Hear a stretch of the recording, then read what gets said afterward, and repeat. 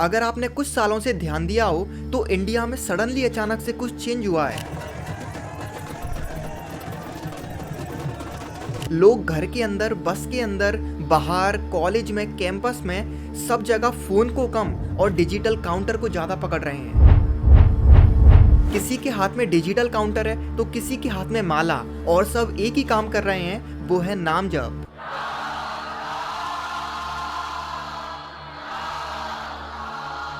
लेकिन यहाँ पर अब ये सवाल नहीं उठता कि आखिर इंडिया स्पिरिचुअल हो रहा है या नहीं, बल्कि ये सवाल उठता है कि ये सब कुछ अचानक से स्टार्ट हुआ कैसे।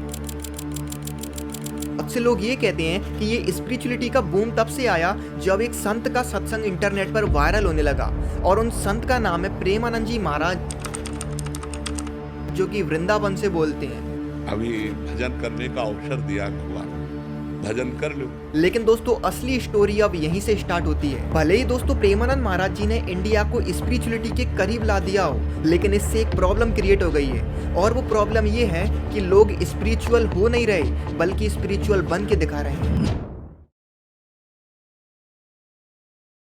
अब दोस्तों यदि आज से हम कुछ साल पीछे जाएं तो हम इस चीज को साफ साफ देख सकते हैं कि जो पूरी स्पिरिचुअलिटी की कहानी थी ये केवल मंदिर, आश्रम और रिलीजियस गैदरिंग तक लिमिटेड थी।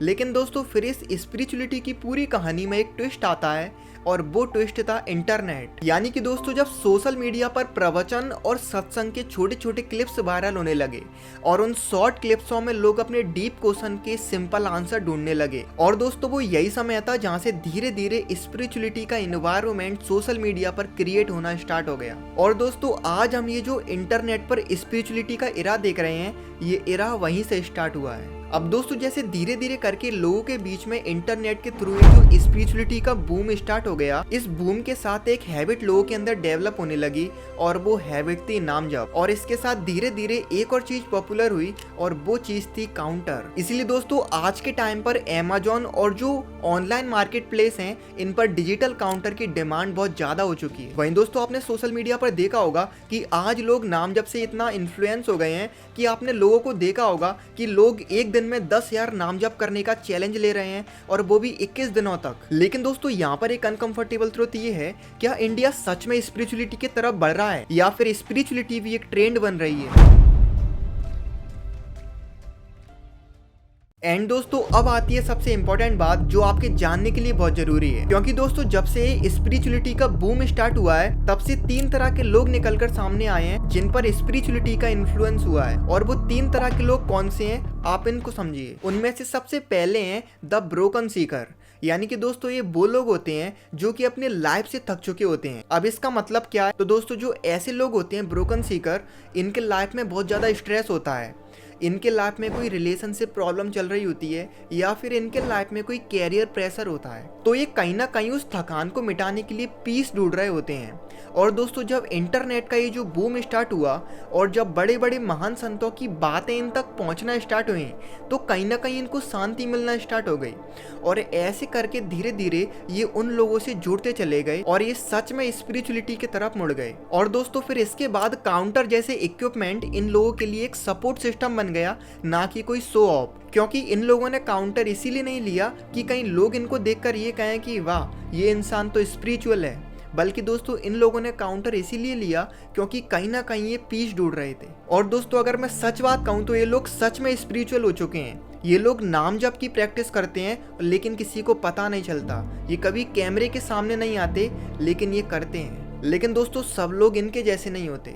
अब दोस्तों ये जो दूसरे टाइप के लोग होते हैं वो होते हैं ट्रेंड फॉलोअर, यानी कि ये लोग ऐसे होते हैं कि जो भी प्रेजेंट में अभी चल रहा है उसी चीज को अपनी आइडेंटिटी बना लेते हैं। और दोस्तों ऐसा सेम काम इन्होंने अभी प्रेजेंट में भी किया है, यानी कि अभी प्रेजेंट में जो ये स्पिरिचुअलिटी का एरा चल रहा है, तो इस टाइम में ऐसे ट्रेंड फॉलोअर्स ने स्पिरिचुअलिटी को अपनी आइडेंटिटी बना लिया है। यानी कि काउंटर, माला, स्टेटस पर भक्ति के क्वार्ट्स लगाना, भक्ति की रील्स शेयर करना, तो ऐसा करने से सामने वाले इंसान को ऐसा फील होता है, यानी ये लोग दूसरों को ऐसा फील कराते हैं कि ये सच में वो हैं जो इस टाइम चल रहा है। यानी कि इस टाइम ये लोग ऐसा फील करा रहे हैं कि ये सच में स्पिरिचुअल हैं। लेकिन दोस्तों आपको पता सच्चाई क्या है, जो ये ट्रेंड फॉलोअर हैं जो कि अभी इस टाइम पर स्पिरिचुअलिटी को अपनी आइडेंटिटी बनाकर बैठे हैं, इन लोगों के बिहेवियर में कोई चेंज नहीं आएगा, ना ही इनका ईगो कम होगा और ना ही ये अपने एंगर पर काबू कर पाएंगे। और ऐसे लोगों के लिए काउंटर और माला ऐसे जो टूल्स हैं वो केवल एसेसरी बनकर रह जाएंगे,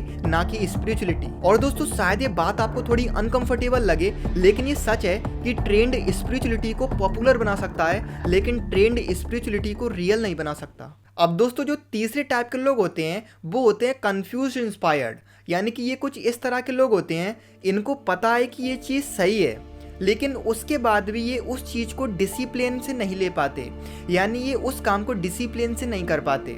यानी कि इनको पता चल चुका है कि नाम जप करने से और मेडिटेशन करने से जो मेरी लाइफ है वो अच्छी हो सकती है, यानी कि ये उसके बाद भी उस चीज़ को कंटिन्यू नहीं कर पाते। क्योंकि दोस्तों ऐसे लोग अक्सर तुरंत रिजल्ट चाहते हैं, और अगर इनको तुरंत रिजल्ट नहीं मिलता तो इनके अंदर आलस आ जाता है और ये तुरंत उस चीज को छोड़ देते हैं। यानी आप कुछ इस तरह से समझिए कि इनके दिमाग में कुछ इस तरह के थॉट्स चलते हैं, लगाऊंगा, इस साइड से आलू घुसेगा, उस साइड से सोना निकलेगा।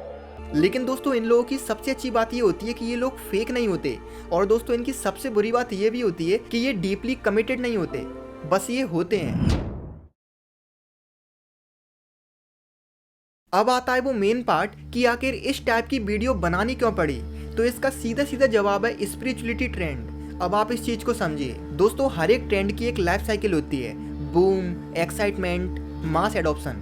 लेकिन फिर धीरे धीरे करके एक टाइम ऐसा आता है जब ट्रेंड धीरे धीरे डिसलाइन होने लगता है। और दोस्तों जो ये स्पिरिचुअलिटी का बूम आया है, शायद इसके साथ भी यही हो सकता है। दोस्तों जो काउंटर आज हर एक इंसान के पॉकेट में है, शायद आने वाले 5 सालों बाद वो काउंटर आपके घर के किसी कोने में पड़ा हो सकता है। आज लोग जो चैलेंज ले रहे हैं 21,000 नाम जब 21 दिन में, शायद वो लोग भूल जाएं। और दोस्तों वही वो मोमेंट होगा जब ये चीज़ डिसाइड होगी कि सच में कौन स्पिरिचुअल था और कौन सिर्फ ट्रेंड फॉलो कर रहा था।